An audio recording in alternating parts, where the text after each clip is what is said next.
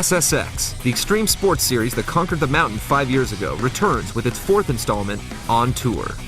Hitting jumps and pulling tricks is fun as always, but a lot of extra features have been added that get in the way.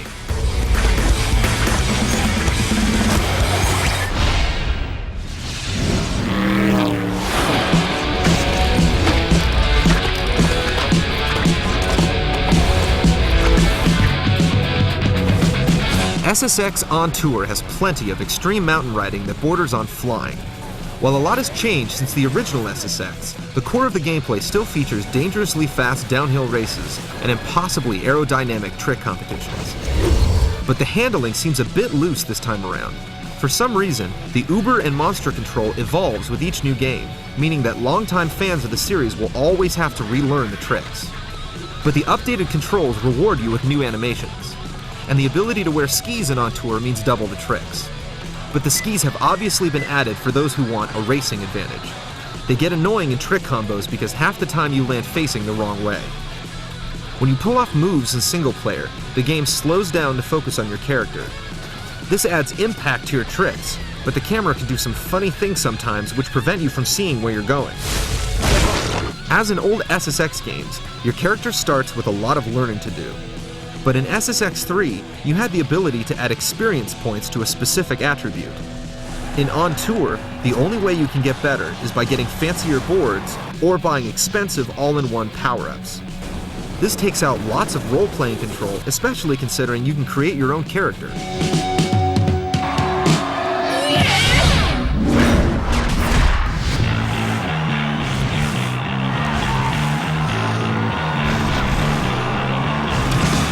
This year's SSX gives you the ability to make your own boarder or skier.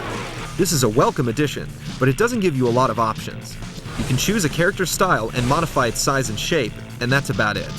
And once you pick skis or a snowboard, you're stuck with them.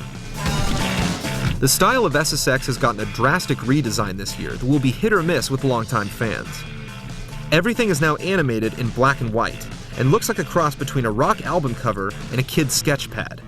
The menus and loading screens are full of these images, which give the game a lot of attitude, but make everything feel thrown together. SSX 3 crossed 3 peaks and let you pick your races on the fly as you cruise down each mountain. On Tour only covers one giant peak, the competitions are scattered randomly across the map, and the courses lack diversity. It's more difficult this year to get a sense of where each area is in relation to each other. And while each course has multiple routes you can take, there are also multiple objects you can slam into, forcing you to dodge most of the time. Other elements that add to the cluttered feel of SSX On Tour are the hordes of other skiers and boarders that also occupy the mountain. You get points for knocking them over, but most of the time they just get in the way. Few things are more frustrating than boosting up to a jump and having some jerk dart in front of you at the last second. All this extra clutter means the graphics don't look as crisp as SSX 3, and the frame rate is not as smooth.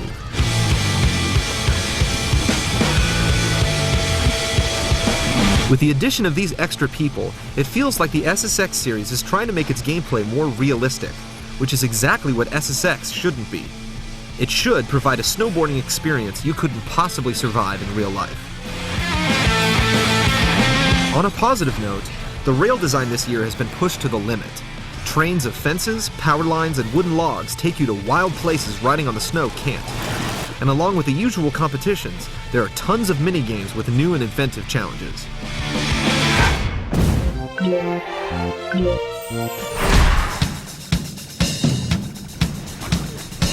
Two things that have been improved in SSX On Tour are the sound effects and the music.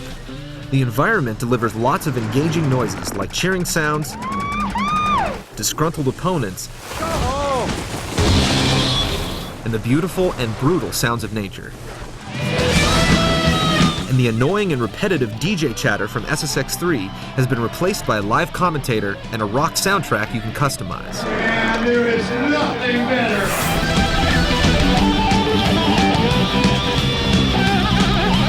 If you're really hungry for more SSX, then all the negative additions to this year's installment shouldn't stop you from enjoying the game. But if you're new to the series, SSX 3 is still at the top of the list.